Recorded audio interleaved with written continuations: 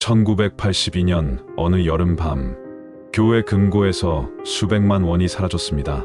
다음 날 아침, 전도사도 사라졌습니다. 전도사가 돈 들고 도망쳤어. 여자랑 바람까지 났다더라. 모든 증거가 그를 범인으로 만들었습니다. 그의 서명, 그의 도장, 그의 실종. 하지만 2002년 겨울, 20년 만에 돌아온 그 남자가 밝힌 진실은 모두의 예상을 뒤엎었습니다. 그가 말하려던 진짜 죄는 무엇이었을까요? 오늘 미스토리박스가 전하는 이야기, 침묵도 죄가 될 수 있다는 것을 보여준 한 남자의 20년 이야기입니다. 저는 이도현입니다. 27의 나이로 이곳 경상도 깊은 산골 마을의 작은 교회에서 전도사로 일하고 있습니다. 1982년 여름이었습니다. 아침 햇살이 교회 창문을 통해 들어오면 먼지가 빛 속에서 춤을 추듯 떠다녔습니다. 저는 그 빛을 바라보며 매일 아침 기도를 드렸습니다. 무릎을 꿇고 두 손을 모으고 눈을 감았습니다. 그렇게 하나님과 마주하는 시간이 하루의 시작이었습니다. 교회는 마을 언덕 위에 자리하고 있었습니다. 회색 시멘트 벽에 빨간 십자가가 박혀있는 소박한 건물이었습니다. 지붕은 낡았고 페인트는 군데군데 벗겨져 있었습니다. 그러나 저는 이곳이 좋았습니다. 신도들의 기도 소리가 울려 퍼지고 찬송가가 산과 들판으로 흘러나가는 이곳이 참 좋았습니다. 마을 사람들은 저를 반겼습니다. 제가 설교를 하면 고개를 끄덕이며 들어주었고, 제가 신방을 가면 정성껏 차를 내어주었습니다. 아이들은 제 뒤를 따라다니며 성경 이야기를 졸라댔습니다. 저는 그들에게 다윗과 골리앗 이야기를, 모세와 공의 이야기를 들려주었습니다. 아이들의 눈은 반짝였고 저는 그 눈빛 속에서 하나님의 사랑을 보았습니다. 신학교를 졸업하고 이곳에 온 지 3년째였습니다. 처음 이 마을에 도착했을 때 저는 겁이 났습니다. 낯선 사투리와 낯선 얼굴들 사이에서 저는 한없이 작은 존재처럼 느껴졌습니다. 그러나 최 목사님께서 따뜻하게 맞아주셨습니다.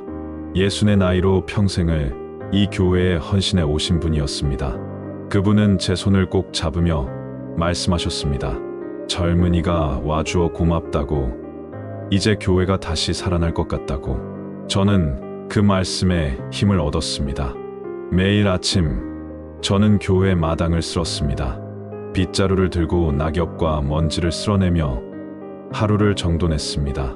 그리고 예배당 안으로 들어가 강단을 닫고 성경을 펼쳐놓고 찬송가를 준비했습니다.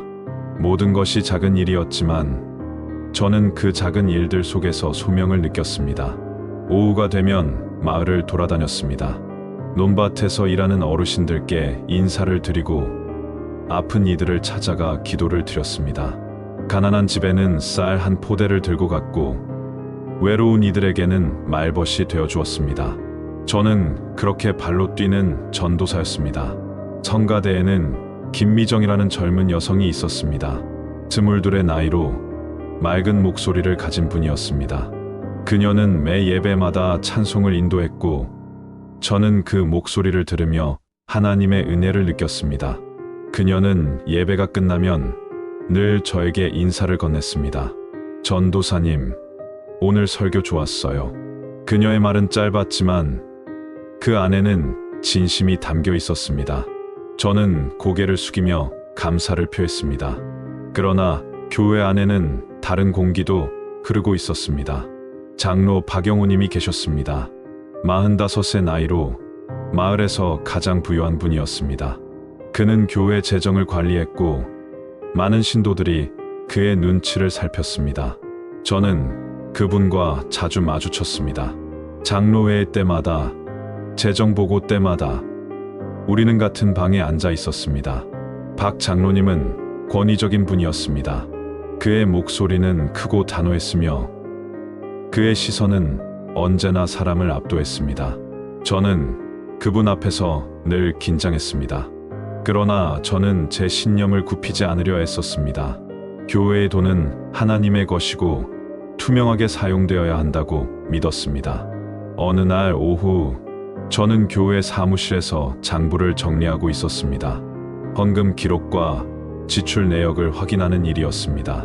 그런데 숫자가 맞지 않았습니다. 몇 차례 계산을 다시 해봐도 빠진 돈이 있었습니다. 저는 이마를 짚으며 고민했습니다. 실수일까? 아니면 다른 이유가 있을까? 저는 최 목사님께 말씀드렸습니다. 목사님은 안경을 벗으시며 한숨을 쉬셨습니다. 그분은 오래전부터 알고 계셨던 것 같았습니다. 그러나 말씀하지 않으셨습니다.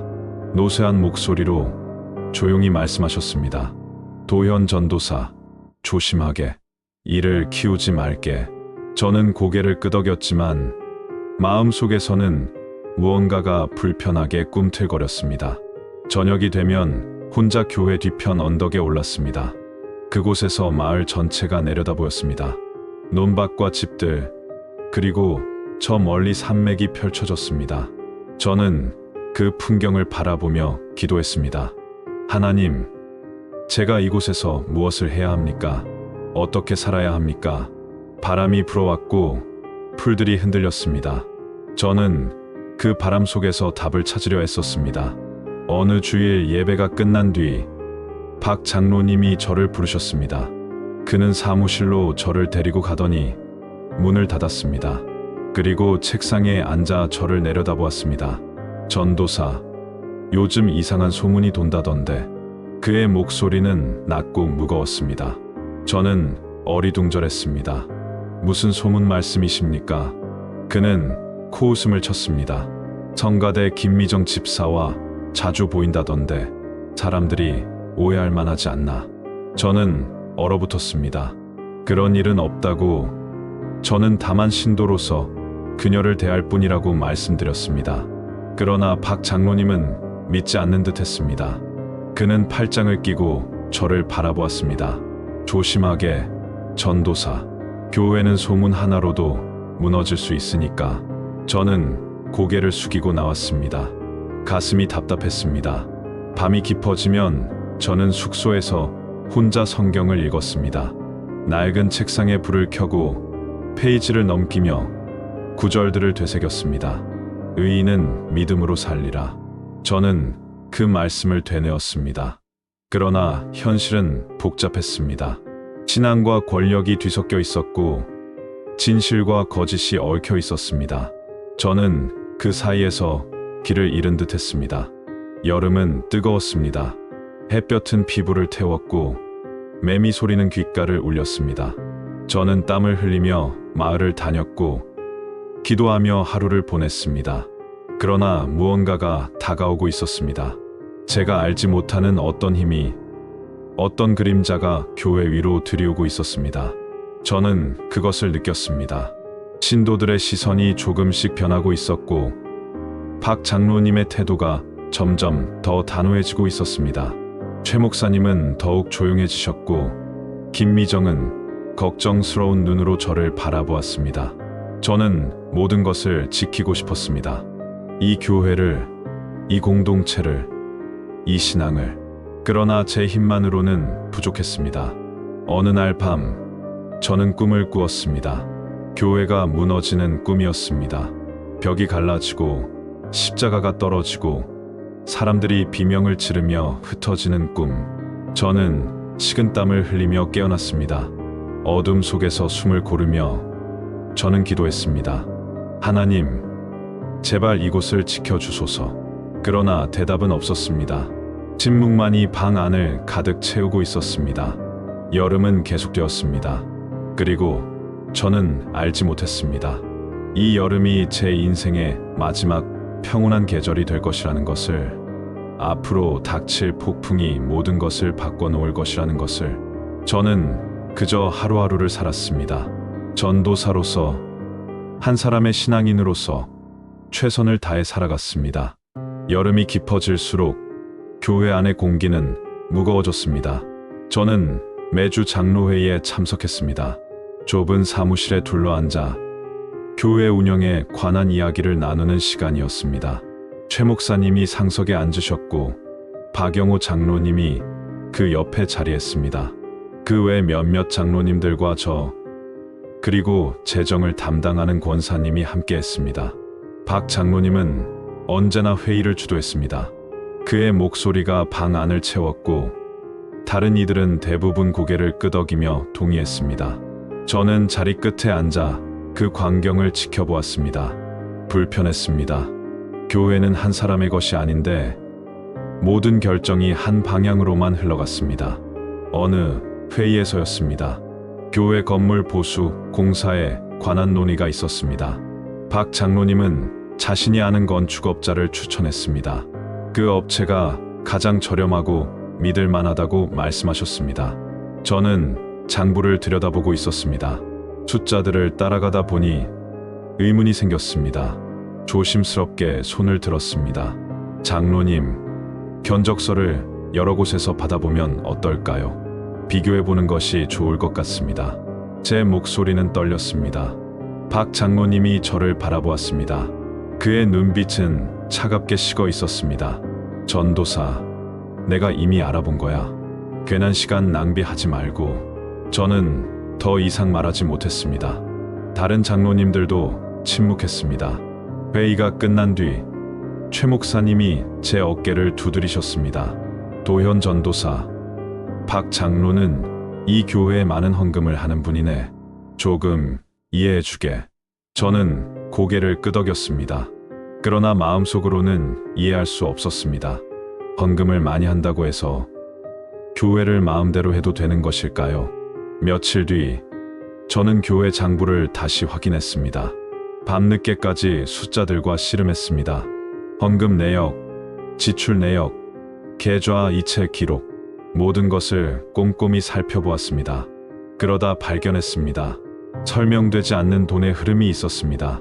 교회 계좌에서 나간 돈인데 용도가 불분명했습니다. 여러 차례에 걸쳐 적지 않은 금액이 빠져나가 있었습니다. 저는 가슴이 답답해졌습니다. 이것을 어떻게 해야 할까요? 최 목사님께 다시 말씀드려야 할까요? 아니면 박 장로님께 직접 여쭤봐야 할까요? 저는 밤새 고민했습니다. 창밖으로 달빛이 들어왔고 귀뚜라미 소리가 들렸습니다. 저는 무릎을 꿇고 기도했습니다. 하나님, 지혜를 주소서, 용기를 주소서. 다음 주일이었습니다. 예배가 끝나고 사람들이 하나둘 돌아갔습니다. 저는 박 장로님께 조심스럽게 다가갔습니다. 장로님, 잠깐 시간 내주실 수 있으십니까? 그는 저를 보더니 고개를 끄덕였습니다. 사무실로 들어갔습니다. 문을 닫았습니다. 저는 장부를 펼쳐 보이며 말씀드렸습니다. 장로님, 이 부분이 좀 이상합니다. 용도가 명확하지 않은 지출이 있는데 확인 부탁드립니다. 박 장로님은 장부를 들여다보더니 한숨을 쉬었습니다. 전도사, 이런 것까지 일일이 따지려고. 교회 운영하다 보면 이것저것 나갈 때가 많아. 세세하게 기록 안 할 수도 있지. 저는 물러서지 않았습니다. 그러나 장로님, 교회 재정은 투명해야 합니다. 신도들의 헌금인데 정확히 기록해야 하지 않을까요? 박 장로님의 표정이 굳어졌습니다. 그는 장부를 덮으며 말했습니다. 전도사, 내가 이 교회에 얼마나 헌신했는지 아나. 젊은 사람이 와서 이것저것 따지니까 기분이 좋지 않네. 저는 할 말을 잃었습니다. 그는 자리에서 일어나며 덧붙였습니다. 앞으로 재정 문제는 나한테 맡기게. 전도사는 설교나 잘하면 돼. 그리고 나가버렸습니다. 저는 빈 사무실에 혼자 남았습니다. 가슴이 무거웠습니다. 그 일 이후로 박 장로님과 저 사이에는 보이지 않는 벽이 생겼습니다. 그는 저를 대할 때마다 차갑게 대했고 회의 때면 제 의견을 무시했습니다. 다른 장로님들도 눈치를 보기 시작했습니다. 저는 점점 고립되어 갔습니다. 김미정이 제게 다가왔습니다. 예배가 끝난 어느 오후 그녀는 조심스럽게 말을 건넸습니다. 전도사님, 요즘 힘드신 것 같아요. 괜찮으세요? 저는 괜찮다고 웃어 보였습니다. 그러나 그녀는 고개를 저었습니다. 사람들이 이상한 이야기를 해요. 전도사님이 교회 돈 문제로 각 장로님과 싸웠다고요. 저는 놀랐습니다. 싸운 것이 아니라 단지 투명성을 요구한 것뿐인데 소문은 왜곡되어 있었습니다. 김미정은 걱정스러운 얼굴로 저를 바라보았습니다. 조심하세요. 전도사님, 박 장로님은 무서운 분이에요. 저는 고개를 끄덕였습니다. 그녀의 걱정이 고마웠습니다. 그러나 그 만남이 또 다른 소문을 낳았습니다. 누군가 우리를 보았고 이야기가 퍼졌습니다. 전도사와 김미정 집사가 자주 만난다고, 둘 사이에 뭔가 있는 것 아니냐고. 저는 황당했습니다. 우리는 그저 교인과 전도사로서 이야기를 나눈 것뿐인데 사람들의 입은 다른 이야기를 만들어냈습니다. 교회 안에서 저를 바라보는 시선이 달라졌습니다. 어떤 이들은 수근거렸고 어떤 이들은 저를 피했습니다. 저는 혼란스러웠습니다. 저는 잘못한 것이 없는데 왜 이렇게 된 것일까요? 밤마다 저는 기도했습니다. 하나님, 이 시험을 견딜 수 있게 해주소서. 어느 날 박 장로님이 신도들을 모았습니다. 긴급 회의였습니다. 저는 부르지 않았습니다. 저는 나중에서야 그 회의에 대해 들었습니다. 박 장로님이 말했다고 합니다.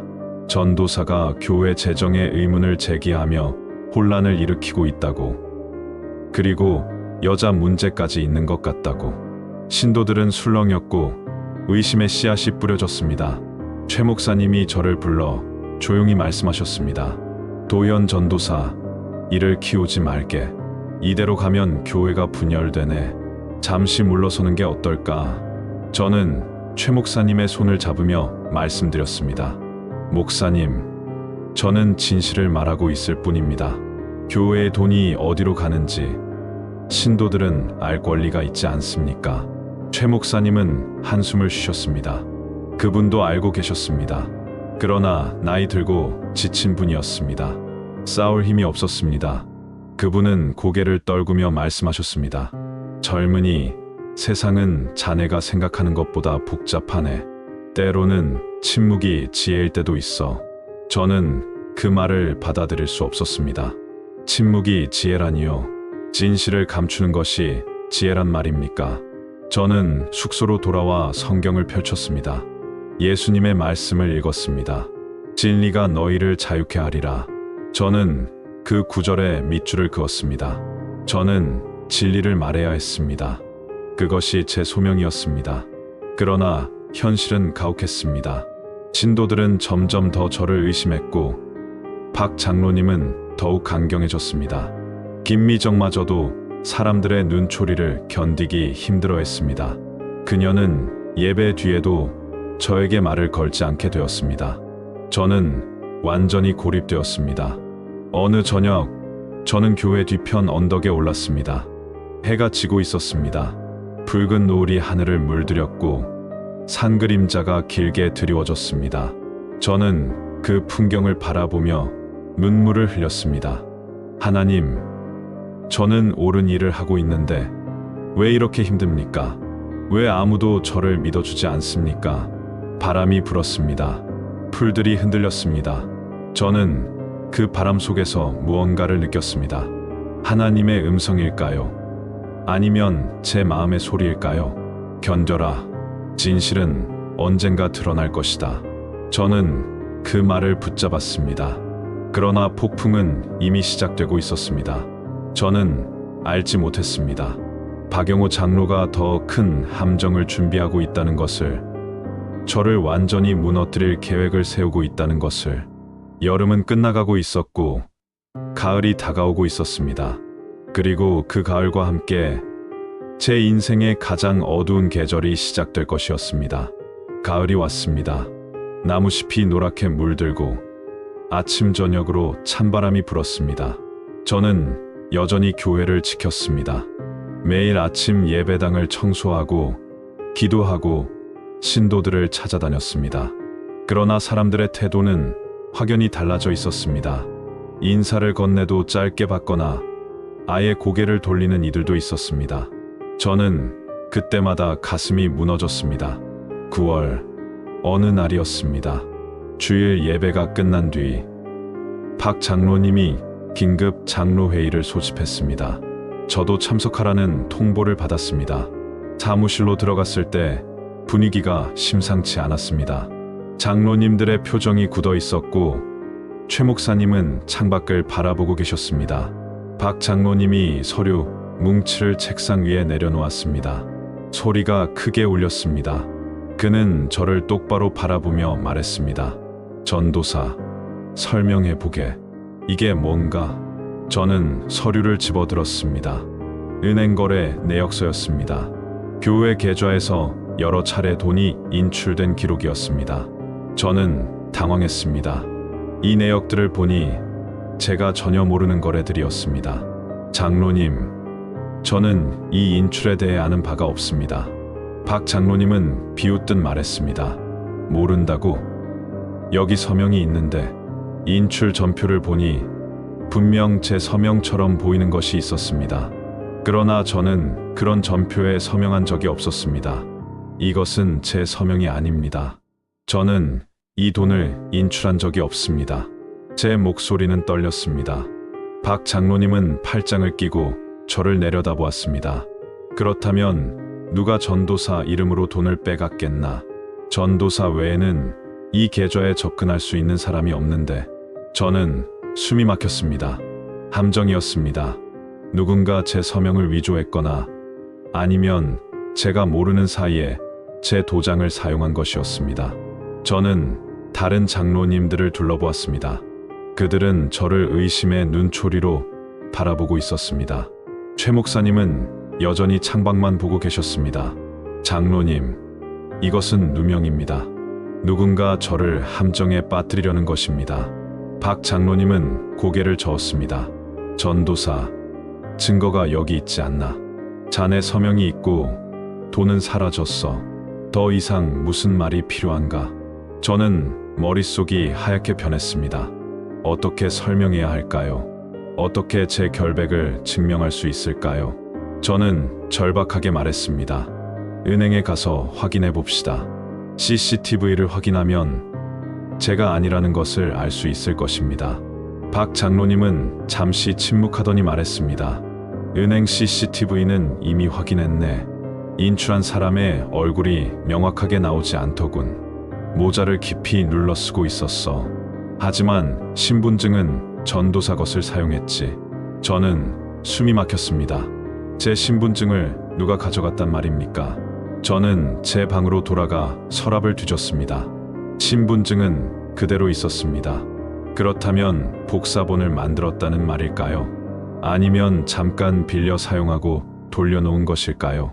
저는 무릎을 꿇고 바닥을 쳤습니다. 하나님, 이것이 무슨 일입니까? 소문은 빠르게 퍼졌습니다. 다음 날부터 마을 사람들이 수군거렸습니다. 전도사가 교회 돈을 빼돌렸다고, 얼마나 빼갔는지 모르겠다고. 저는 길을 걸을 때마다 시선을 느꼈습니다. 손가락질과 속삭임. 저는 고개를 들 수 없었습니다. 김미정이 저를 찾아왔습니다. 그녀는 눈물을 글썽이며 말했습니다. 전도사님, 믿어요.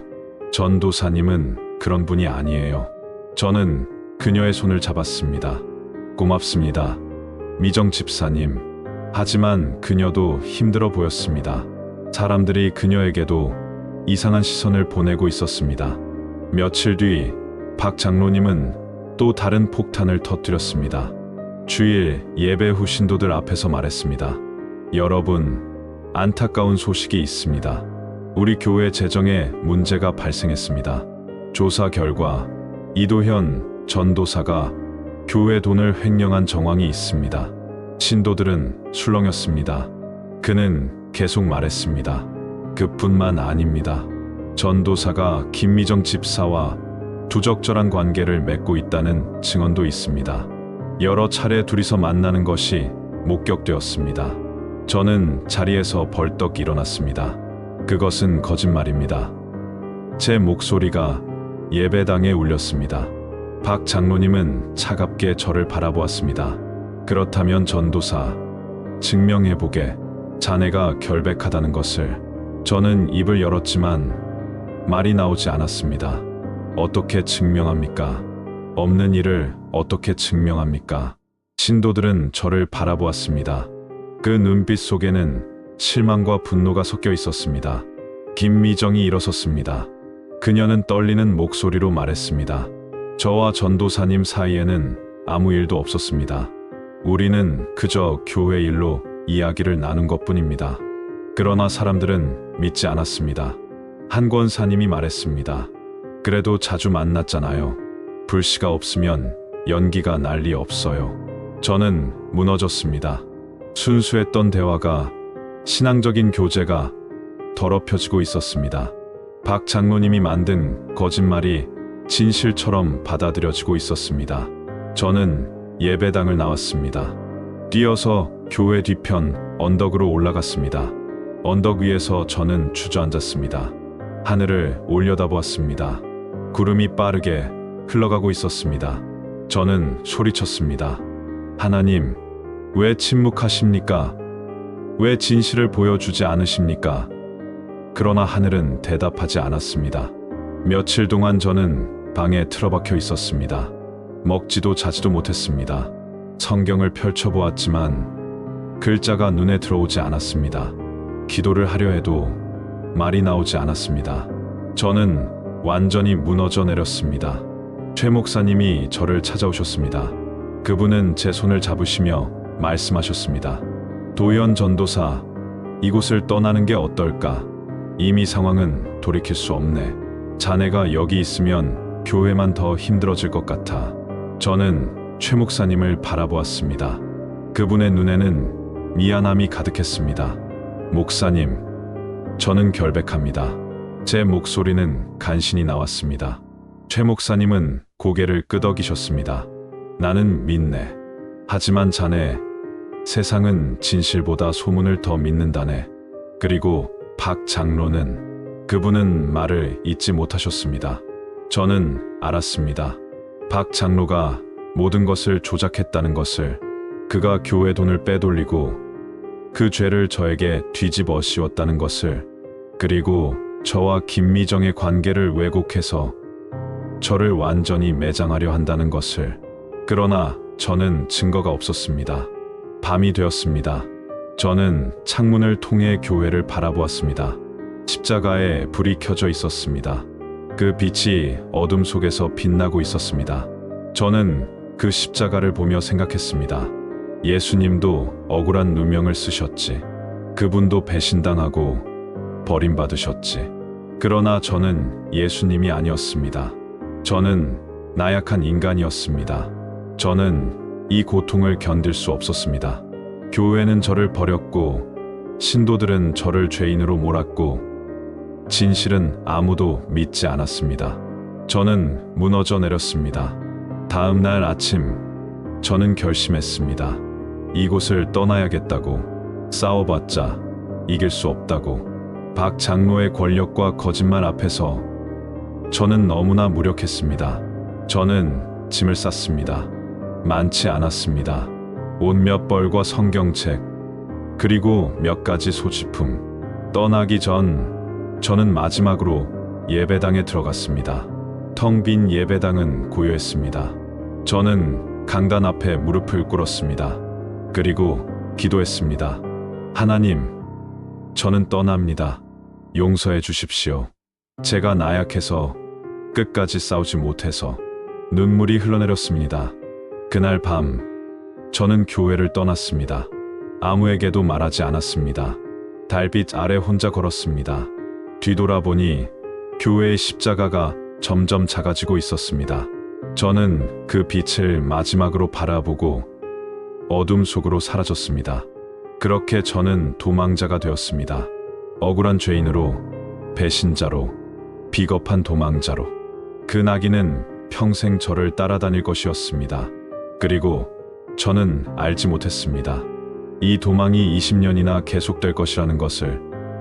그리고 그 20년 동안 제 양심이 저를 끊임없이 괴롭힐 것이라는 것을. 저는 걸었습니다. 밤새도록 걸었습니다. 산길을 따라 내려가며 뒤돌아보지 않으려 했었습니다. 그러나 발걸음을 옮길 때마다 교회의 모습이 떠올랐습니다. 십자가의 불빛, 예배당의 종소리, 신도들의 얼굴, 모든 것이 저를 붙잡으려는 듯 했습니다. 저는 눈물을 닦으며 계속 걸었습니다. 새벽이 밝아왔습니다.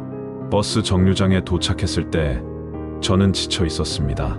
벤치에 앉아 숨을 고르며 가방 속 얼마 안 되는 돈을 세어보았습니다. 멀리 갈 수 있는 돈은 아니었습니다. 그러나 어디든 이곳보다는 나을 것 같았습니다. 첫 버스를 탔습니다. 어디로 가는지도 제대로 확인하지 않았습니다. 그저 멀리 아무도 저를 모르는 곳으로 가고 싶었습니다. 버스는 덜컹거리며 산길을 빠져나갔습니다. 창밖으로 익숙한 풍경들이 지나갔습니다.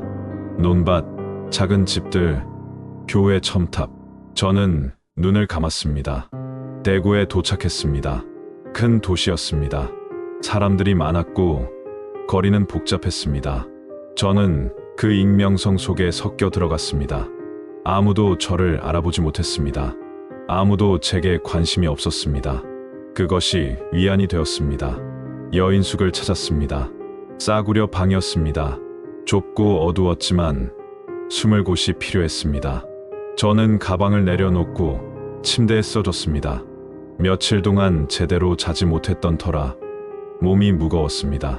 그러나 잠은 오지 않았습니다. 천장을 바라보며 생각했습니다. 지금 교회에서는 무슨 일이 벌어지고 있을까요? 사람들은 제가 도망쳤다고 수군거리고 있을까요?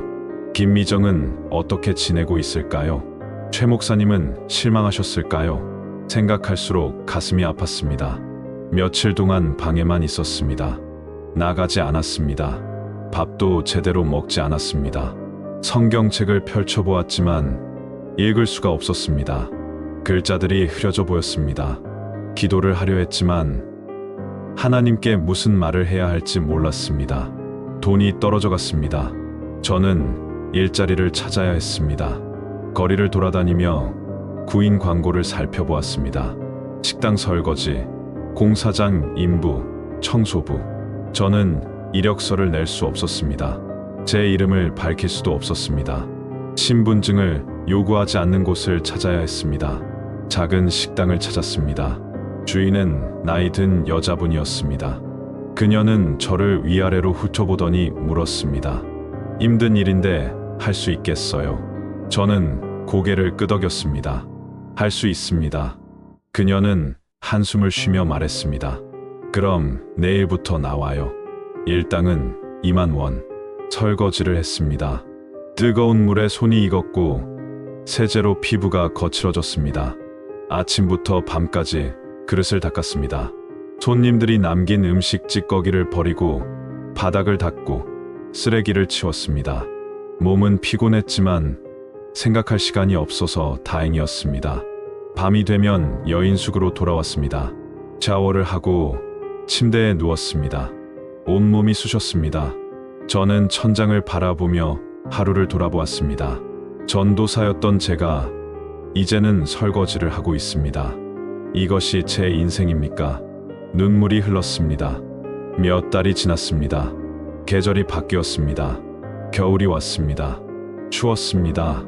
여인숙 방에는 난방이 제대로 되지 않았습니다. 저는 이불을 여러 겹 덮고 잤습니다. 그러나 추위보다 더 견디기 힘든 것은 외로움이었습니다. 어느 날 식당 주인이 물었습니다. 당신 고향이 어디예요? 저는 대답하지 못했습니다. 그녀는 이하한 표정을 지었습니다. 뭔가 사연이 있구먼. 괜찮아요. 말하기 싫으면 안 해도 돼요. 저는 고개를 숙였습니다. 신문을 보게 되었습니다. 손님이 두고 간 신문이었습니다. 저는 무심코 펼쳐보았습니다. 그러다 눈에 익은 지명이 보였습니다. 제가 있던 마을 이름이었습니다. 기사를 읽었습니다. 교회 전도사 실종 사건, 경찰이 수색 중이나 행방묘연. 저는 신문을 접었습니다. 손이 떨렸습니다. 실종자. 저는 이제 실종자가 된 것입니다. 사람들은 제가 죽었다고 생각할까요? 아니면 도망쳤다고 생각할까요? 아마 후자겠지요. 횡령한 돈을 들고 도망친 파렴치한 전도사. 저는 그렇게 기억될 것입니다. 밤마다 악몽을 꾸었습니다. 박 장로가 나타나 저를 비웃는 꿈, 신도들이 저에게 돌을 던지는 꿈, 김미정이 울며 저를 원망하는 꿈. 저는 식은땀을 흘리며 깨어났습니다. 어둠 속에서 숨을 헐떡이며 현실로 돌아왔습니다. 1년이 지났습니다. 저는 여전히 대구에 있었습니다. 식당 일은 계속했습니다. 돈을 조금씩 모았습니다.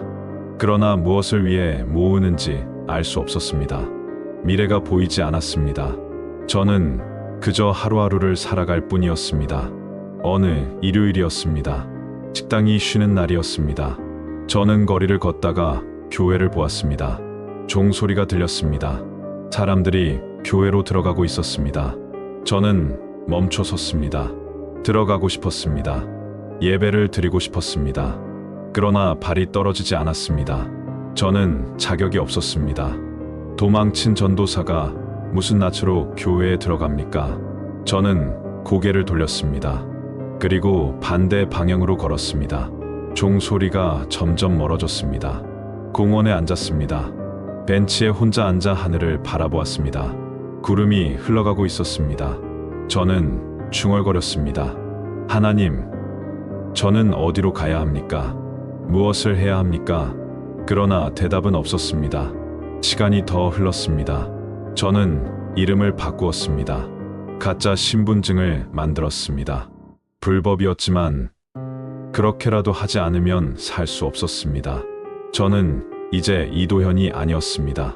김철수라는 이름으로 살았습니다. 대구를 떠났습니다. 부산으로 갔습니다. 거기서 공사장 일을 했습니다. 벽돌을 나르고 시멘트를 섞고 철근을 옮겼습니다. 몸은 단단해졌지만 마음은 점점 더 황폐해졌습니다. 동료들이 있었습니다. 그들도 각자의 사연을 가진 사람들이었습니다. 빚을 진 사람, 가족을 잃은 사람, 범죄를 저지른 사람. 우리는 서로의 과거를 묻지 않았습니다. 그저 함께 일하고 소주를 마시고 잠을 잤습니다. 어느 날 밤 동료 하나가 물었습니다. 형, 고향 언제 가봤어? 저는 대답하지 못했습니다. 그는 웃으며 말했습니다. 나도 못 가봤어. 10년째. 부끄러워서 못 가. 저는 그를 바라보았습니다. 그의 눈에는 깊은 슬픔이 담겨 있었습니다. 저도 그랬습니다. 돌아갈 수 없었습니다. 부끄러워서, 두려워서, 죄책감 때문에 고향은 점점 더 먼 곳이 되어갔습니다. 그리고 저는 점점 더 깊은 어둠 속으로 빠져들었습니다. 5년이 지났습니다. 10년이 지났습니다. 저는 여전히 떠돌이로 살았습니다. 부산에서 서울로, 서울에서 인천으로, 인천에서 다시 지방으로, 이 도시 저 도시를 전전하며 막노동을 하며 살았습니다. 그러나 한 가지는 버리지 않았습니다. 성경책이었습니다. 낡고 해진 성경책을 가방 깊숙이 넣어두고 다녔습니다. 밤마다 꺼내 보았습니다. 읽지는 못했습니다. 그저 만지작거렸습니다. 그것이 유일한 위안이었습니다. 가끔 기도를 시도했습니다. 무릎을 꿇고 두 손을 모았습니다. 그러나 말이 나오지 않았습니다. 제 입술은 굳어 있었습니다. 하나님과 저 사이에는 너무 큰 벽이 생겨버린 것 같았습니다. 어느 날 거울을 보았습니다. 낯선 사람이 거기 있었습니다. 주름진 얼굴, 거친 손, 구부정한 어깨. 30 중반이었지만 40처럼 보였습니다. 저는 거울 속 제 모습을 오래 바라보았습니다. 이것이 나인가? 이도현이 이렇게 되었는가? 저는 살아있었지만 살아있는 것이 아니었습니다. 저는 존재했지만 존재하지 않는 것처럼 느껴졌습니다. 유령처럼, 그림자처럼 저는 세상을 떠돌았습니다. 아무도 제 이름을 불러주지 않았습니다. 아무도 저를 알아보지 못했습니다. 그리고 그 모든 시간 동안 한 가지 생각이 저를 따라다녔습니다. 나는 도망쳤다. 나는 진실을 밝히지 않았다. 나는 박 장로의 죄를 덮어주었다. 나는 비겁했다. 그 생각은 저를 갉아먹었습니다.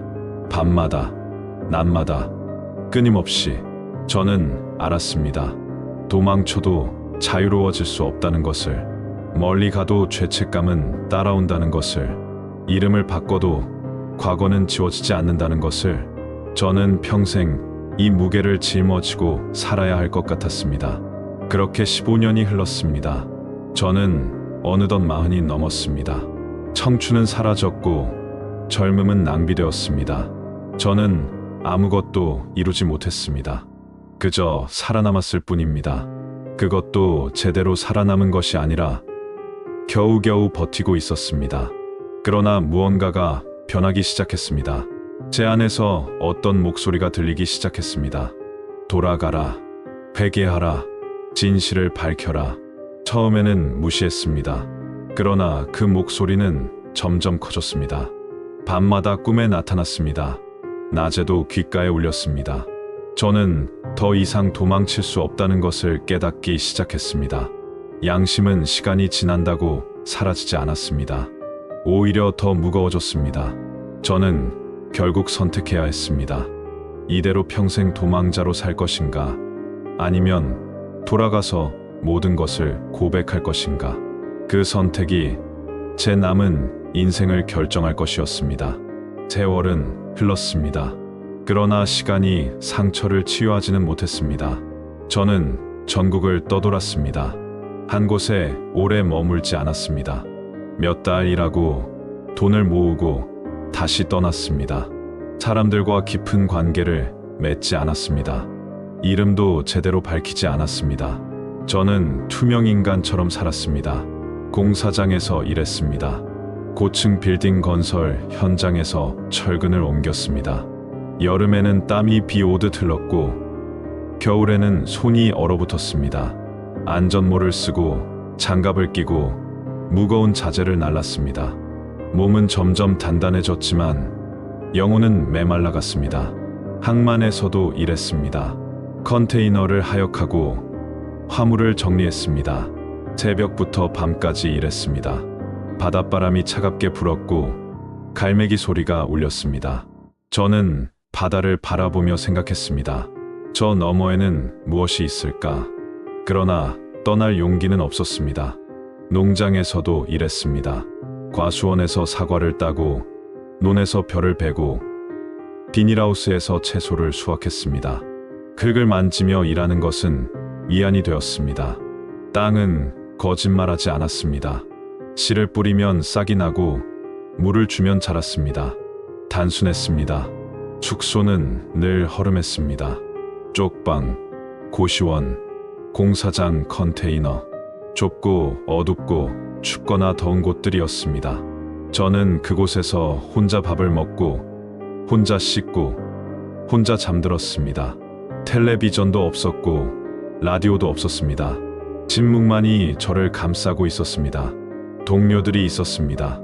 그들도 각자의 이유로 떠도는 사람들이었습니다. 어떤 이는 도박 빚 때문에, 어떤 이는 이혼 때문에, 어떤 이는 사업 실패 때문에. 우리는 낮에 함께 일하고 저녁에 소주를 마셨습니다. 그러나 깊은 이야기는 나누지 않았습니다. 가끔 누군가 물었습니다. 형, 고향이 어디야? 저는 얼버무렸습니다. 그냥 남쪽이야. 가족은 다 떠났어. 그들은 더 이상 묻지 않았습니다. 각자 숨기고 싶은 것이 있다는 것을 알았기 때문입니다. 밤이 되면 성경을 꺼냈습니다. 표지는 너덜너덜했고 페이지는 누렇게 변했습니다. 그러나 저는 버릴 수 없었습니다. 이것만이 제가 전도사였다는 유일한 증거였습니다. 이것만이 제 과거와 연결된 유일한 끈이었습니다. 성경을 펼쳤습니다. 시편을 읽으려 했습니다. 여호와는 나의 목자시니 내게 부족함이 없으리로다. 그러나 읽을 수가 없었습니다. 눈물이 글자를 흐렸습니다. 저에게는 모든 것이 부족했습니다. 믿음도, 용기도, 희망도. 기도를 시도했습니다. 무릎을 꿇고 두 손을 모았습니다. 입을 열었습니다. 하나님, 그러나 그 다음 말이 나오지 않았습니다. 무엇을 기도해야 할까요? 용서를 구해야 할까요? 도움을 청해야 할까요? 저는 자격이 없다고 느꼈습니다. 어느 해 겨울이었습니다. 서울 외곽의 공사장에서 일하고 있었습니다. 눈이 내렸습니다. 하얀 눈이 세상을 덮었습니다. 저는 컨테이너 안에서 눈을 바라보았습니다. 순수하고 깨끗한 눈. 그것을 보며 생각했습니다. 나도 저렇게 깨끗해질 수 있을까? 크리스마스가 다가왔습니다. 거리에는 캐럴이 흘렀고 불빛이 반짝였습니다. 사람들은 웃으며 걸었습니다. 저는 그 광경을 멀리서 바라보았습니다. 저는 그 세계에 속하지 않았습니다. 저는 어둠 속에 있었습니다. 어느 교회 앞을 지나갔습니다. 찬송가가 들려왔습니다. 고요한 밤, 거룩한 밤. 저는 멈춰 섰습니다. 교회 문이 열려 있었고 따뜻한 빛이 새어나왔습니다. 들어가고 싶었습니다. 그러나 발이 움직이지 않았습니다. 한 아이가 교회에서 뛰어나왔습니다. 눈 위를 깡충깡충 뛰며 웃고 있었습니다. 어머니가 따라 나와 아이의 손을 잡았습니다. 저는 그 모습을 바라보았습니다. 과거에 제가 신방 갔을 때 만났던 아이들이 생각났습니다. 그들은 지금 어떻게 자랐을까요? 돌아섰습니다. 저는 교회를 등지고 걸었습니다. 눈발이 거세졌습니다. 추웠습니다. 저는 컨테이너로 돌아가 이불을 뒤집어 썼습니다. 온몸이 떨렸습니다. 추위 때문만은 아니었습니다. 봄이 왔습니다. 저는 충청도의 한 농장에서 일하고 있었습니다. 밭을 갈고 씨를 뿌렸습니다. 농장 주인은 과묵한 노인이었습니다. 그는 많은 말을 하지 않았지만 친절했습니다. 점심때면 밥을 챙겨 주었고 일이 끝나면 차 한 잔을 건넸습니다. 어느 날 노인이 물었습니다. 자네 원래 뭐 하던 사람인가? 손이 굳은 걸 보니 노동자는 아닌 것 같은데. 저는 당황했습니다. 그냥 이것저것 했습니다. 노인은 고개를 끄덕였습니다. 그래, 사람마다 사연이 있지. 더 이상 묻지 않았습니다. 그날 밤 저는 오랜만에 울었습니다. 노인의 작은 친절이 제 마음을 무너뜨렸습니다. 얼마나 오랫동안 따뜻한 말 한마디를 듣지 못했던가. 얼마나 오랫동안 인간적인 대우를 받지 못했던가. 저는 이불 속에서 소리 없이 울었습니다. 여름이 왔습니다. 저는 다시 길을 떠났습니다. 농장 일이 끝났고 다른 곳으로 가야 했습니다. 노인에게 인사를 드렸습니다. 감사했습니다. 노인은 제 손을 꼭 잡으며 말했습니다. 자네, 언젠가는 고향에 가보게. 도망만 치면 해결되는 건 없어. 저는 놀랐습니다. 노인은 알고 있었던 것일까요? 제가 도망자라는 것을. 저는 아무 말도 하지 못하고 고개만 숙였습니다. 노인은 웃으며 등을 토닥여 주었습니다. 경상도로 갔습니다. 고향과 가까운 곳이었습니다. 그러나 고향으로 가지는 않았습니다. 근처의 작은 도시에 머물렀습니다. 이상한 감정이 들었습니다. 불안하면서도 묘하게 끌렸습니다.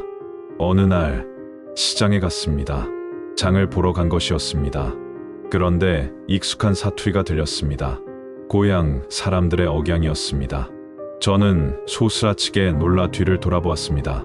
중년 여성 2명이 이야기를 나누고 있었습니다. 그들의 대화가 귀에 들어왔습니다. 우리 교회 말이야. 옛날에 전도사가 도망간 일 있었잖아. 그 일 이후로 교회가 많이 힘들었어. 저는 얼어붙었습니다. 제 이야기를 하고 있었습니다. 더 들었습니다. 박 장로님도 이제 많이 늙으셨대. 건강도 안 좋으시고 최 목사님은 돌아가셨다던데. 저는 가슴이 무너졌습니다. 최 목사님이 돌아가셨다니. 제가 마지막으로 뵈었을 때 그분은 그렇게 미안한 눈으로 저를 바라보셨는데. 저는 시장을 빠져나왔습니다. 숨이 막혔습니다. 벤치에 앉아 머리를 감싸 쥐었습니다. 최 목사님, 제가 떠나고 얼마나 힘드셨을까요? 제가 돌아가지 않아서 얼마나 괴로우셨을까요? 죄책감이 밀려왔습니다. 그날 밤 저는 꿈을 꾸었습니다. 최 목사님이 나타나셨습니다. 그분은 저를 바라보며 말씀하셨습니다. 도현아, 언제까지 도망칠 것이냐? 진실은 내가 말해야 한다. 저는 꿈속에서 울며 대답했습니다. 목사님, 저는 두렵습니다. 돌아가면 어떻게 됩니까? 최 목사님은 말씀하셨습니다. 두려움보다 더 무서운 것은 양심의 무게다. 평생 짊어지고 살 것이냐. 저는 깨어났습니다. 온몸이 땀으로 젖어 있었습니다. 그 꿈 이후로 저는 변하기 시작했습니다. 도망치는 것이 답이 아니라는 것을 깨달았습니다. 아무리 멀리 가도, 아무리 시간이 흘러도 제 죄책감은 사라지지 않았습니다. 오히려 더 커졌습니다. 저는 거울을 보았습니다. 47의 나이였습니다. 20해가 흘렀습니다. 청춘은 끝났고 중년이 되었습니다. 얼굴에는 주름이 깊게 팼고 머리카락에는 흰머리가 섞였습니다. 이것이 나인가? 도망친 대가인가? 저는 결심했습니다. 돌아가야겠다고, 진실을 말해야겠다고, 비록 늦었지만 그래도 말해야겠다고. 더 이상 도망칠 수 없었습니다. 제 양심이 저를 용서하지 않았습니다. 성경을 펼쳤습니다. 오랜만에 제대로 읽었습니다. 누가복음 15장, 탕자의 비유였습니다. 내가 일어나 아버지께로 가서 이르되 아버지, 내가 하늘과 아버지께 죄를 지었사오니. 저는 그 구절을 반복해서 읽었습니다. 저도 탕자였습니다. 도망쳤고 방황했고 낭비했습니다. 그러나 이제는 돌아가야 했습니다. 아버지의 집으로, 고향으로, 진실로. 가을이었습니다. 낙엽이 지고 있었습니다. 저는 짐을 쌌습니다. 많지 않았습니다. 낡은 옷 몇 벌과 성경책, 그리고 20해 동안 모은 돈 조금. 그것이 전부였습니다. 버스 정류장으로 갔습니다. 고향으로 가는 표를 샀습니다. 손이 떨렸습니다. 돌아가면 어떻게 될까요? 사람들이 저를 받아줄까요? 아니면 돌로 칠까요? 그러나 상관없었습니다. 저는 가야 했습니다. 버스에 올랐습니다. 창밖을 바라보았습니다. 풍경이 지나갔습니다. 익숙한 길이었습니다. 20해 전 저는 이 길을 반대 방향으로 도망쳤었습니다. 이제 저는 돌아가고 있었습니다. 마음속으로 기도했습니다. 하나님, 용기를 주소서. 진실을 말할 용기를, 회개할 용기를, 용서를 구할 용기를. 저는 더 이상 도망자가 아닌 회개하는 자가 되고 싶습니다. 버스는 계속 달렸습니다. 해가 지고 있었습니다. 노을이 하늘을 붉게 물들였습니다. 저는 그 노을을 바라보며 생각했습니다. 이제 곧 도착할 것입니다. 20해 만에 저는 집으로 돌아갑니다. 2002년 겨울이었습니다. 버스는 고향 마을 입구에 멈춰섰습니다. 저는 천천히 일어났습니다. 가방을 들고 계단을 내려갔습니다. 발이 땅에 닿는 순간 온몸이 떨렸습니다. 20해 만에 밟는 고향 땅이었습니다. 주변을 둘러보았습니다. 많은 것이 변해 있었습니다. 새로운 건물들이 들어섰고 도로가 넓어졌습니다. 그러나 산과 들판은 그대로였습니다. 저 멀리 교회 첨탑이 보였습니다. 십자가가 여전히 그곳에 서 있었습니다. 저는 걷기 시작했습니다. 마을로 들어가는 길이었습니다. 발걸음이 무거웠습니다. 주변을 살폈습니다. 혹시 아는 사람을 만나지 않을까 두려웠습니다. 그러나 거리에는 사람이 많지 않았습니다. 작은 슈퍼마켓이 보였습니다. 예전에도 있던 곳이었습니다. 저는 들어갔습니다. 물 한 병을 샀습니다. 주인은 쟤를 힐끗 보았지만 알아보지 못했습니다. 당연했습니다. 저는 20해 전의 젊은 전도사가 아니었습니다. 늙고 초라한 중년 남자였습니다. 슈퍼를 나와 벤치에 앉았습니다. 물을 마시며 교회를 바라보았습니다. 언덕 위에 있는 교회는 예전보다 조금 더 낡아 보였습니다. 페인트가 벗겨진 곳이 더 많았고 지붕도 낡아 보였습니다. 그러나 여전히 그곳에 서 있었습니다. 해가 저물어 갔습니다. 저는 교회로 가지 못하고 그 자리에 앉아 있었습니다. 무엇을 말해야 할까요? 어떻게 시작해야 할까요? 수없이 연습했지만 막상 이렇게 가까이 오니 말문이 막혔습니다. 어둠이 내렸습니다. 교회에 불이 켜졌습니다. 십자가에도 불이 들어왔습니다. 그 빛을 보며 저는 눈물을 흘렸습니다. 얼마나 그리웠던 빛입니까? 얼마나 돌아오고 싶었던 곳입니까? 저는 일어났습니다. 천천히 언덕을 올랐습니다. 계단을 하나씩 밟았습니다. 숨이 찼습니다. 나이가 들었다는 것을 느꼈습니다. 교회 마당에 도착했습니다. 낙엽이 쌓여 있었습니다. 저는 그 낙엽을 밟으며 걸었습니다. 예배당 문 앞에 섰습니다. 나무 문이었습니다. 낡았지만 단단했습니다. 손을 뻗었습니다. 문고리를 잡았습니다. 그러나 열지 못했습니다. 두려웠습니다. 몇 분 동안 그렇게 서 있었습니다. 그리다 깊은 숨을 쉬었습니다. 그리고 문을 열었습니다. 삐걱 소리가 났습니다. 문이 천천히 열렸습니다. 예배당 안은 고요했습니다. 몇 개의 촛불이 켜져 있었습니다. 강단 위 십자가가 보였습니다. 저는 천천히 안으로 들어갔습니다. 발소리가 울렸습니다. 나무 바닥이 삐걱거렸습니다. 뒤편 구석에 고해성 사실이 있었습니다. 작은 방이었습니다. 저는 그리로 걸어갔습니다. 문을 열고 들어갔습니다. 좁은 공간이었습니다. 의자가 하나 있었고 창문에는 격자가 쳐져 있었습니다. 앉았습니다. 손을 모았습니다. 눈을 감았습니다. 그리고 말하기 시작했습니다. 하나님, 저 이도현입니다. 20해 만에 돌아왔습니다. 목소리가 떨렸습니다. 계속했습니다. 저는 도망쳤습니다. 억울했지만 진실을 밝히지 못했습니다. 박영호 장로가 교회 돈을 빼돌렸습니다. 그러나 저에게 죄를 뒤집어 씌웠습니다. 저는 싸우지 못했습니다. 두려웠습니다. 그래서 도망쳤습니다. 눈물이 흘렀습니다. 20해 동안 저는 떠돌았습니다. 이름을 바꾸고 얼굴을 숨기고 그림자처럼 살았습니다. 그러나 도망친다고 자유로워지지 않았습니다. 죄책감은 더 무거워졌습니다. 숨을 고르며 말했습니다. 제 죄는 도망친 것입니다. 진실을 밝히지 않은 것입니다. 침묵한 것입니다. 박 장로의 죄를 덮어준 것입니다. 교회를 버린 것입니다. 신도들을 버린 것입니다. 그것이 제 죄입니다. 고개를 들었습니다. 십자가를 바라보았습니다. 이제 저는 회개합니다. 진실을 말하겠습니다. 벌을 받겠습니다. 용서를 구하겠습니다. 더 이상 도망치지 않겠습니다. 고해성 사실에서 나왔습니다.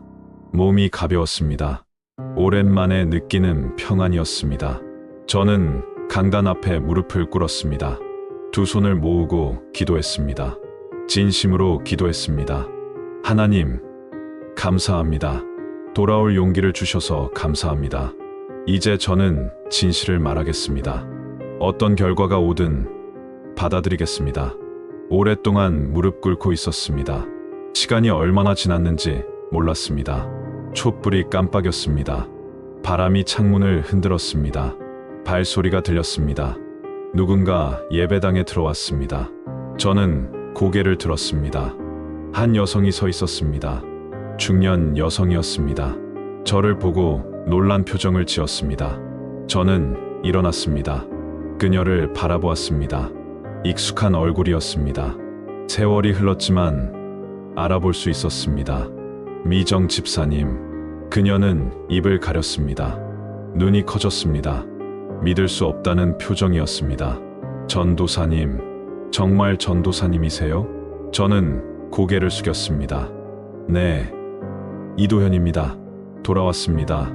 그녀는 다가왔습니다. 저를 자세히 보았습니다.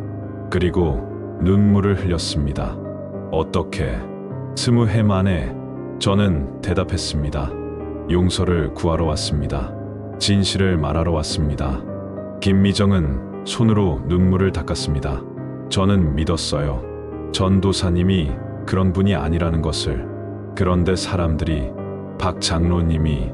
저는 그녀의 손을 잡았습니다. 고맙습니다.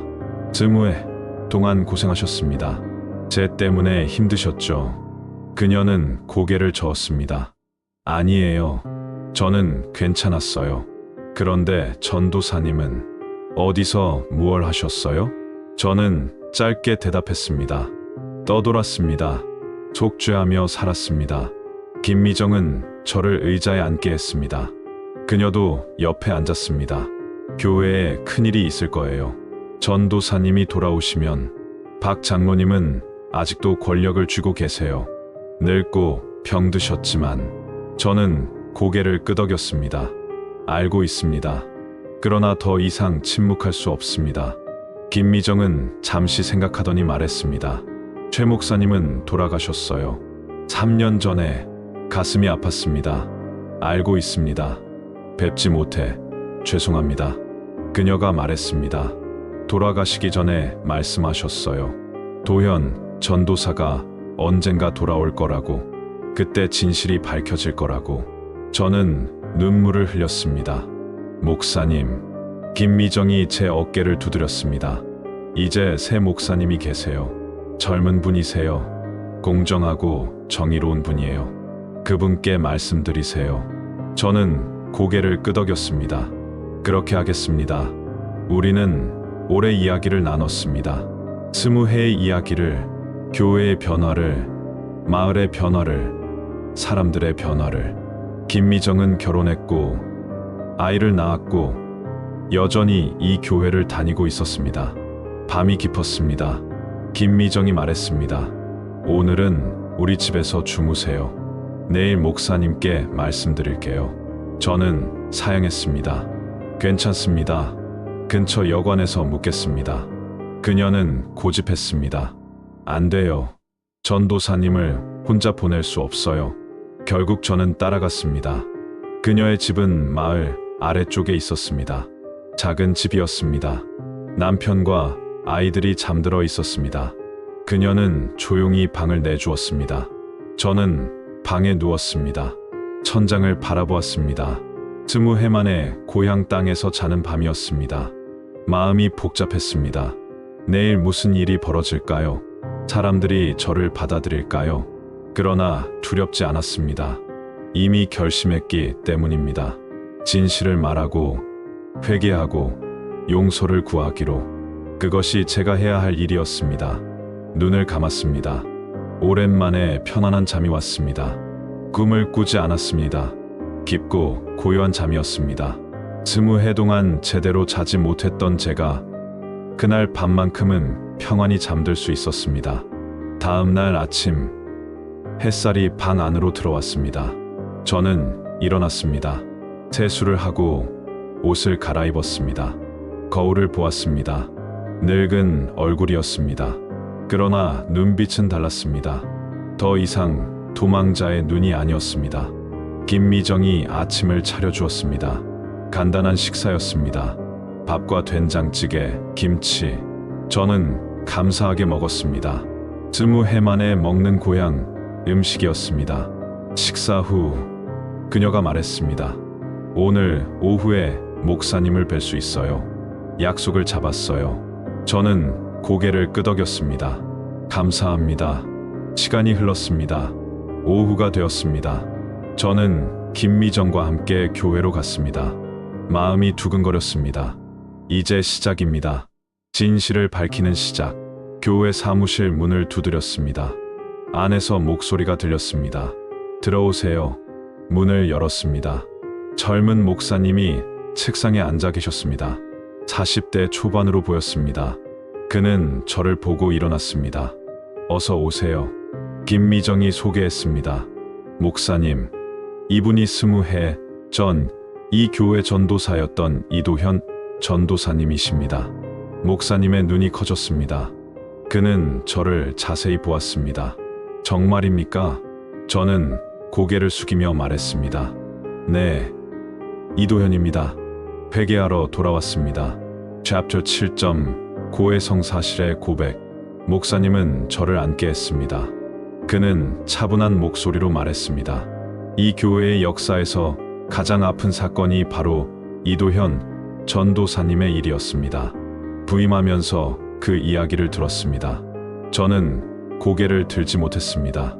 목사님이 계속 말했습니다. 그런데 오늘 당사자께서 직접 돌아오셨군요. 20해 만에 김미정이 옆에서 말했습니다. 목사님, 전도사님께서 하실 말씀이 있으십니다. 목사님은 저를 바라보았습니다. 그의 눈빛은 따뜻했습니다. 판단하지 않는 눈빛이었습니다. 말씀해 주시겠습니까? 저는 숨을 깊이 들이마셨습니다. 그리고 말하기 시작했습니다. 목사님, 저는 20해 전 이곳을 떠났습니다. 사람들은 제가 횡령범이라고 믿었습니다. 그러나 진실은 달랐습니다. 목소리가 떨렸지만 계속했습니다.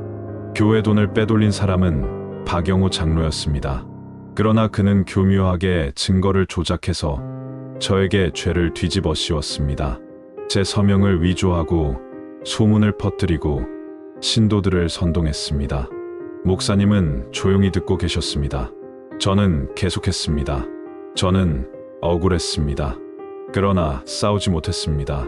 증거가 없었고 사람들은 박 장로를 믿었습니다. 저는 점점 고립되었고 결국 도망쳤습니다. 눈물이 흘렀습니다. 그러나 목사님, 제 진짜 죄는 그것입니다. 도망친 것, 진실을 밝히지 않은 것, 침묵한 것, 박 장로의 죄를 덮어준 것, 그것이 제가 회개해야 할 죄입니다. 목사님은 잠시 침묵했습니다. 그리고 물었습니다. 증거가 있습니까? 박 장로의 횡령을 증명할 수 있습니까? 저는 고개를 저었습니다. 없습니다. 20해가 지났습니다. 모든 증거는 사라졌을 것입니다. 목사님이 말했습니다. 그렇다면 이것은 어려운 상황입니다. 박 장로는 여전히 이 교회에서 권력을 가지고 있습니다. 그리고 그는 김미정이 끼어들었습니다. 목사님, 그러나 진실은 밝혀져야 합니다. 20해 동안 전도사님이 받은 누명, 교회가 입은 상처, 이 모든 것이 바로잡혀야 합니다. 목사님은 고개를 끄덕였습니다. 동의합니다. 그러나 신중해야 합니다. 이 일은 교회를 다시 한번 분열시킬 수 있습니다. 저는 말했습니다. 목사님, 저는 박 장로를 벌하려는 것이 아닙니다. 저는 단지 진실을 말하고 제 죄를 회개하려는 것입니다. 결과가 어떻든 받아들이겠습니다. 목사님은 오래 생각했습니다. 창밖을 바라보며 손가락으로 책상을 두드리며 고민했습니다. 마침내 그가 말했습니다. 이렇게 합시다. 일요일 예배 후에 전체 회의를 소집하겠습니다. 그 자리에서 전도사님께서 말씀하십시오. 공개적으로 모든 신도 앞에서. 저는 놀랐습니다. 공개적으로 말입니까? 목사님이 고개를 끄덕였습니다. 네, 이것은 숨겨진 일이 아닙니다. 교회 전체의 일입니다. 모두가 들어야 합니다. 그리고 판단은 공동체가 해야 합니다. 저는 두려웠습니다. 그러나 거부할 수 없었습니다. 이것이 옳았습니다. 알겠습니다. 그렇게 하겠습니다. 목사님이 말했습니다. 그때까지 어디 계실 겁니까? 김미정이 말했습니다. 저희 집에 계실 거예요. 목사님은 제 손을 잡았습니다. 전도사님, 용기 있는 결정입니다. 하나님께서 함께 하실 것입니다. 저는 고개를 숙였습니다. 감사합니다. 사무실을 나왔습니다. 복도를 걸으며 저는 온몸이 떨리는 것을 느꼈습니다. 일요일, 사흘 후였습니다. 모든 신도 앞에서 고백해야 했습니다. 김미정의 집으로 돌아갔습니다. 그녀는 저를 위로했습니다. 잘하실 거예요. 진실은 힘이 있어요. 저는 고개를 끄덕였습니다. 그러나 불안했습니다. 사흘 동안 저는 준비했습니다. 무엇을 말할지, 어떻게 말할지. 성경을 읽었습니다. 기도했습니다. 밤마다 무릎을 꿇고 하나님께 간구했습니다. 하나님, 말씀할 용기를 주소서. 진실을 전할 힘을 주소서. 마을을 걷기도 했습니다. 20해 전의 기억을 되살렸습니다. 저 집에 신방을 갔었고, 저 길을 걸으며 기도했었고, 저 나무 아래서 신도들과 이야기를 나눴었습니다. 모든 것이 먼 옛날 같았습니다. 어느 날 저녁, 교회 뒤편 언덕에 올랐습니다. 20해 전 자주 올랐던 곳이었습니다. 해가 지고 있었습니다. 노을이 하늘을 물들였습니다. 저는 그 풍경을 바라보며 눈물을 흘렸습니다. 하나님, 돌아왔습니다. 드디어 돌아왔습니다. 일요일이 왔습니다. 아침 일찍 일어났습니다. 씻고 가장 깨끗한 옷을 입었습니다.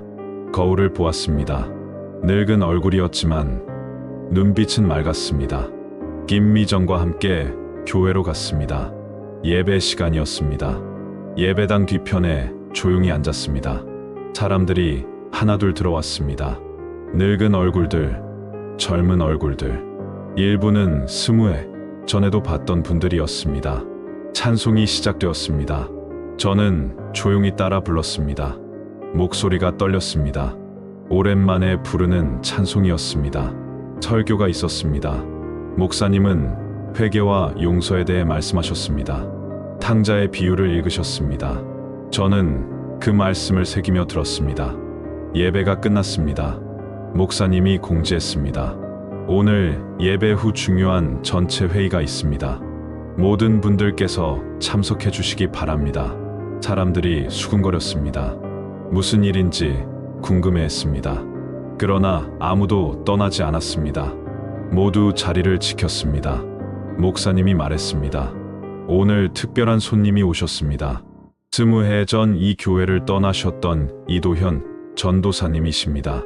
예배당이 술렁였습니다. 사람들이 고개를 돌려 저를 찾았습니다. 저는 천천히 일어났습니다. 모든 시선이 저에게 쏠렸습니다. 앞으로 걸어갔습니다. 강단으로 올라갔습니다. 신도들을 마주 보았습니다. 수십 명의 얼굴들, 놀람, 의심, 호기심, 분노, 다양한 감정들이 보였습니다. 한쪽 구석에 박영호 장로가 앉아 있었습니다. 늙고 병든 모습이었습니다. 휠체어에 앉아 있었습니다. 그는 저를 보고 얼굴이 굳어졌습니다. 저는 마이크 앞에 섰습니다. 손이 떨렸습니다. 숨을 깊이 들이마셨습니다. 그리고 말하기 시작했습니다. 안녕하십니까? 저는 이도현입니다. 20해 전 이 교회의 전도사였습니다. 목소리가 예배당에 울렸습니다. 사람들은 숨을 죽이고 들었습니다. 저는 오늘 진실을 말하기 위해 돌아왔습니다. 그리고 제 죄를 고백하기 위해 왔습니다. 박 장로가 움직였습니다. 그러나 말하지 못했습니다. 저는 계속했습니다. 20해 전 교회에서 횡령 사건이 있었습니다. 저에게 그 죄가 뒤집어 씌워졌습니다. 사람들은 제가 도둑이라고 믿었습니다. 그러나 진실은 달랐습니다. 예배당이 더욱 조용해졌습니다. 교회 돈을 빼돌린 사람은 제가 아니었습니다. 박영호 장로였습니다. 예배당이 폭발했습니다. 사람들이 소리쳤습니다. 박 장로가 고함을 질렀습니다. 목사님이 손을 들어 진정시켰습니다. 저는 큰 목소리로 말했습니다. 그러나 여러분, 오늘 제가 고백하려는 죄는 그것이 아닙니다. 사람들이 조용해졌습니다. 제 죄는 진실을 밝히지 않은 것입니다. 싸우지 않고 도망친 것입니다. 20해 동안 침묵한 것입니다. 그 침묵이 박 장로의 죄를 덮어주었고 교회의 상처를 남겼습니다. 그것이 제 죄입니다. 눈물이 흘렀습니다. 저는 오늘 그 죄를 회개합니다. 용서를 구합니다. 하나님께, 이 교회의 모든 신도들께 용서해 주십시오. 저는 무릎을 꿇었습니다. 강단 위에서 무릎을 꿇고 고개를 숙였습니다. 눈물이 바닥에 떨어졌습니다. 예배당은 침묵했습니다. 긴 침묵이었습니다. 그 침묵 속에서 저는 기다렸습니다. 돌을 맞을 준비가 되어 있었습니다. 저주를 받을 준비가 되어 있었습니다. 그러나 들린 것은 다른 소리였습니다. 누군가 일어서는 소리, 발걸음 소리. 김미정이 앞으로 걸어 나왔습니다. 그녀는 제 옆에 무릎을 꿇었습니다. 저도 고백합니다. 저는 진실을 알면서도 침묵했습니다. 전도사님을 지키지 못했습니다. 용서해 주십시오. 또 다른 발걸음. 한 노인이 나왔습니다. 20해 전 신도였던 분이었습니다. 저도 고백합니다. 저는 소문만 믿고 전도사님을 단죄했습니다. 잘못했습니다. 한 명, 두 명, 세 명, 사람들이 나와 무릎을 꿇기 시작했습니다. 눈물을 흘리며, 고백하며, 용서를 구하며, 그리고 마침내 박영호 장로가 움직였습니다. 그는 휠체어에서 힘겹게 일어났습니다. 비틀거렸습니다. 누군가 부축했습니다. 그는 천천히 앞으로 나왔습니다. 모두가 숨을 죽였습니다. 박 장로는 저를 내려다보았습니다. 그의 얼굴에는 복잡한 감정이 스쳤습니다. 분노, 수치심, 그리고 후회. 그는 입을 열었습니다. 목소리가 떨렸습니다. 이도현 전도사, 미안하오. 그리고 그도 무릎을 꿇었습니다. 박영호 장로가 무릎을 꿇는 모습을 보며 저는 믿을 수 없었습니다. 그는 늙고 병든 몸으로 바닥에 무릎을 댔습니다. 숨이 거칠었고 온몸이 떨렸습니다. 옆에 있던 사람들이 부축하려 했지만 그는 손을 저었습니다. 스스로 무릎을 꿇겠다는 의지였습니다. 그의 목소리가 예배당에 울렸습니다. 내가 다 잘못했소. 사람들은 숨을 죽였습니다. 박 장로는 계속 말했습니다. 교회 돈을 빼돌린 것은 나였소. 그리고 그 죄를 전도사에게 뒤집어 씌웠소. 서명을 위조하고 증거를 조작하고 소문을 퍼뜨렸소. 그는 고개를 들어 저를 바라보았습니다. 그의 눈에는 눈물이 고여 있었습니다. 20해 동안 나는 이 죄를 안고 살았소. 밤마다 꿈에 자네가 나타났소. 자네의 얼굴이, 자네의 눈물이 나를 괴롭혔소. 그의 목소리가 떨렸습니다.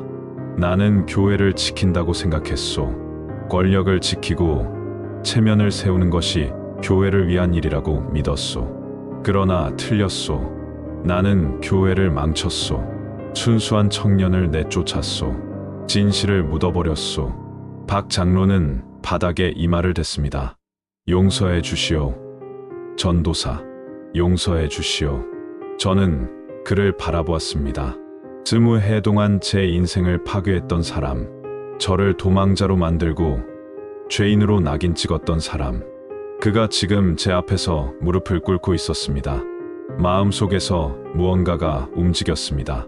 분노일까요? 복수심일까요? 아니었습니다. 연민이었습니다. 그도 20해 동안 괴로웠구나. 그도 죄의 무게를 짊어지고 살았구나. 저는 일어났습니다. 박 장로에게 다가갔습니다. 그리고 그의 어깨에 손을 얹었습니다. 장로님, 일어나십시오. 그는 고개를 들었습니다. 늙고 초라한 얼굴이었습니다. 저는 말했습니다. 저도 용서를 구하러 왔습니다. 장로님을 용서하지 못한 것, 미워한 것, 도망친 것을 용서받으려 왔습니다. 우리 함께 용서를 구합시다. 박 장로의 눈에서 눈물이 흘렀습니다. 저도 울었습니다. 우리는 서로를 부축하며 일어났습니다. 목사님이 앞으로 나왔습니다. 그는 우리 둘의 손을 잡았습니다. 형제 여러분, 오늘 우리는 역사적인 순간을 목격했습니다. 진실이 밝혀졌고 회개가 있었고 용서가 시작되었습니다. 그는 높이 손을 들었습니다. 이것이 교회입니다. 죄를 고백하고 용서를 구하고 서로를 회복시키는 곳입니다. 오늘 우리는 새롭게 시작합니다. 예배당에 찬송이 울려 퍼졌습니다. 사람들이 일어나 노래했습니다. 놀랍다 주님의 큰 은혜. 저는 그 찬송을 부르며 눈물을 흘렸습니다. 20해 만에 부르는 찬송이었습니다. 예배가 끝난 후 많은 사람들이 저에게 다가왔습니다. 손을 잡아주고 어깨를 두드려주고 미안하다고 잘 돌아왔다고 말해주었습니다. 저는 한 사람 한 사람에게 감사했습니다. 박 장로도 사람들에게 둘러싸여 있었습니다. 그는 고백하고 사과하고 용서를 구했습니다.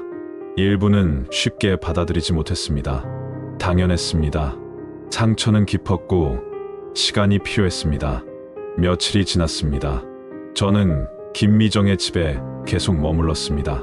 마을을 걸으며 옛 기억을 되살렸습니다. 사람들을 만나고 이야기를 나누었습니다. 어느 날 목사님이 저를 찾았습니다. 전도사님, 교회에서 일하실 생각은 없으십니까? 저는 놀랐습니다. 목사님, 저는 이미 늙었습니다. 그리고 자격이. 목사님은 고개를 저었습니다. 자격의 문제가 아닙니다. 전도사님은 회개했고 용서받았습니다. 그리고 이 교회는 전도사님을 필요로 합니다. 저는 망설였습니다. 무엇을 하라는 말씀이신지요? 목사님이 말했습니다.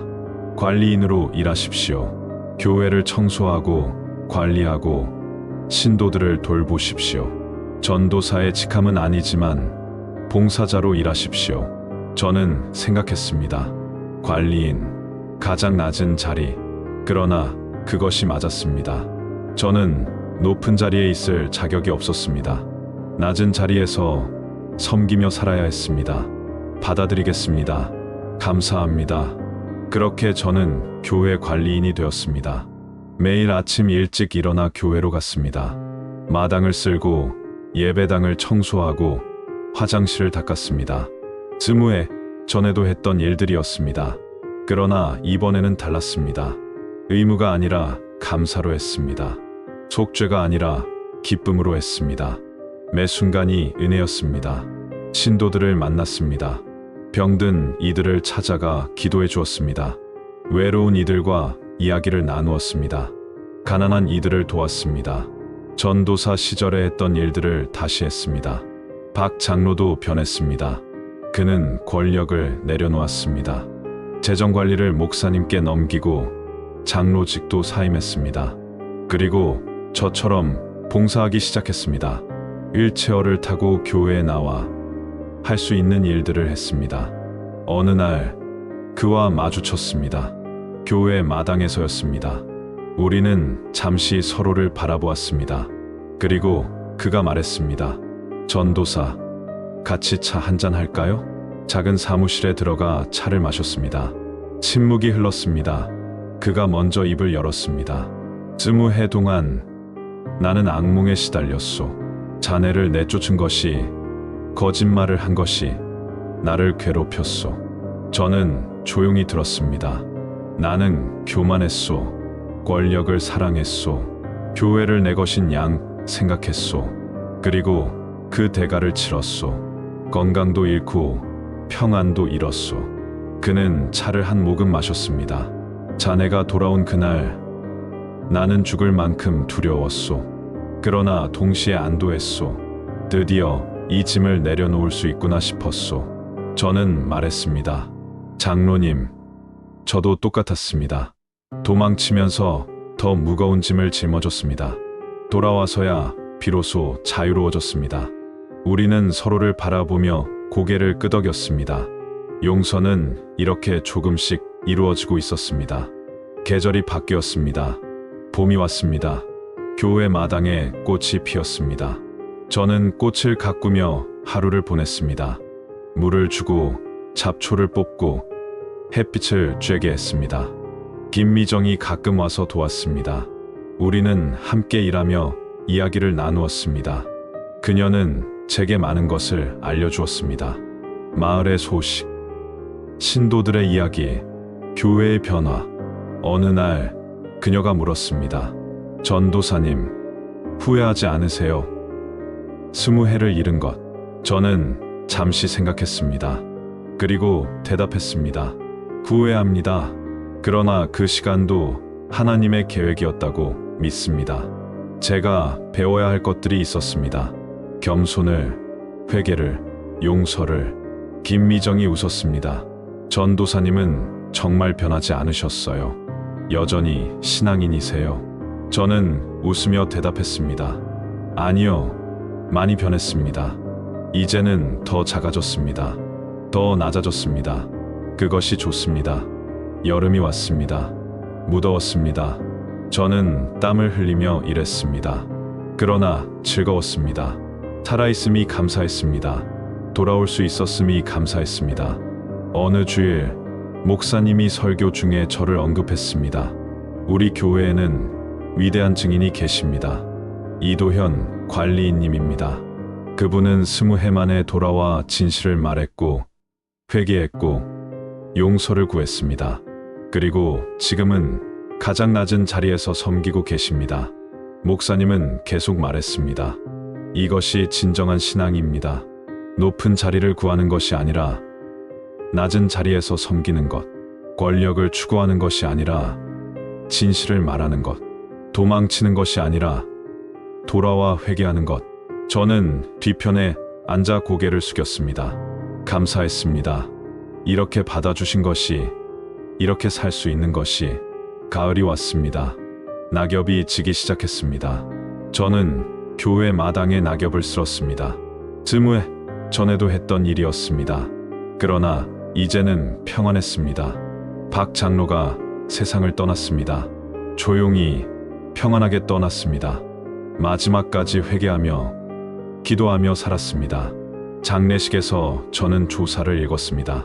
박영호 장로님은 죄를 지었지만 회개했습니다. 교만했지만 겸손해졌습니다. 권력을 사랑했지만 섬김을 배웠습니다.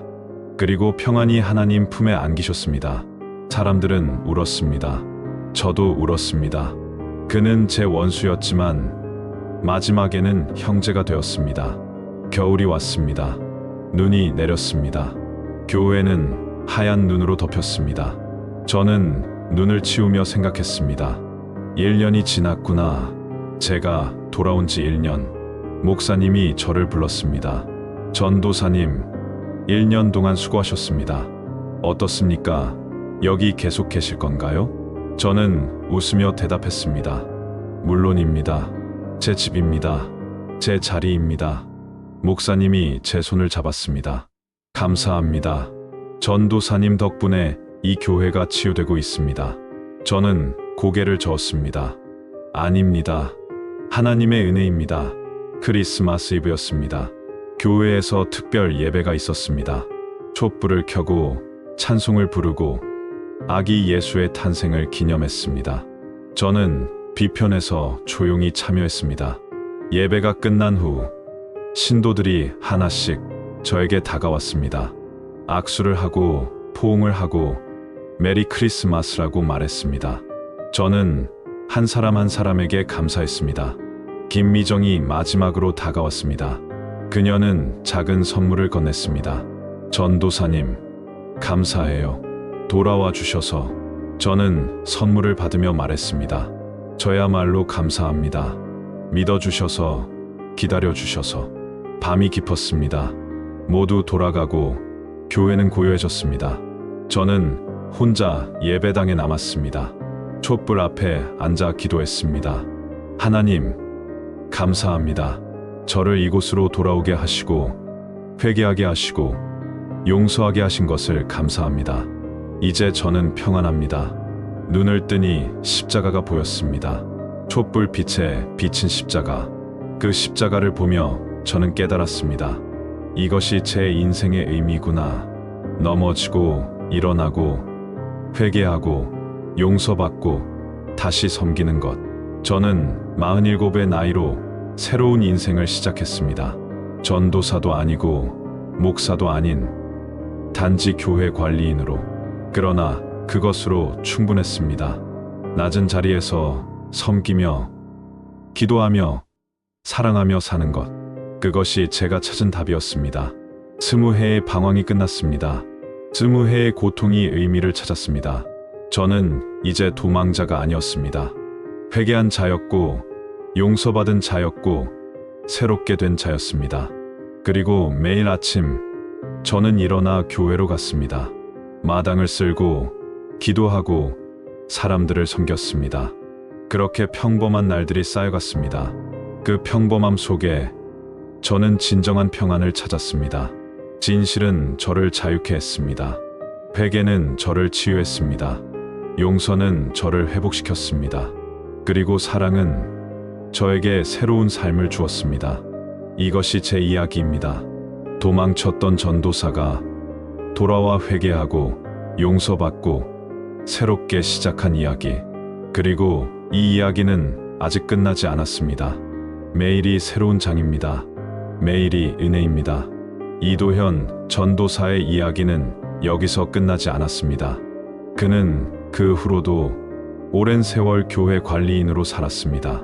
매일 아침 가장 먼저 교회에 도착해 마당을 쓸고 가장 늦게까지 남아 불을 끄고 문을 잠갔습니다.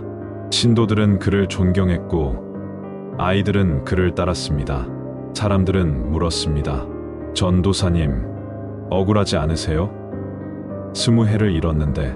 그는 언제나 같은 대답을 했습니다. 잃은 것이 아닙니다. 배운 것입니다.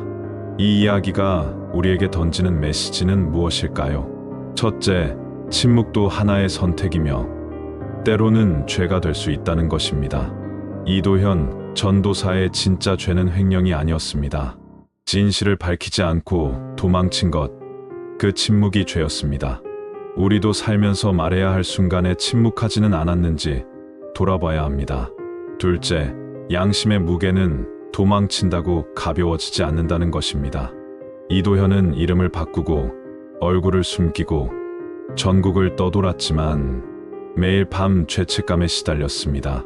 진정한 자유는 도망이 아니라 측면에서 옵니다. 셋째, 회개는 결코 늦지 않았다는 것입니다. 20해가 지났지만 그가 돌아왔을 때 교회는 그를 받아들였습니다. 용서는 시간의 문제가 아니라 진심의 문제입니다. 마지막으로 가장 낮은 자리에서 섬기는 것이 진정한 회복이라는 것입니다. 이도현은 다시 전도사가 되려 하지 않았습니다. 관리인이라는 가장 낮은 자리에서 평생을 봉사했습니다.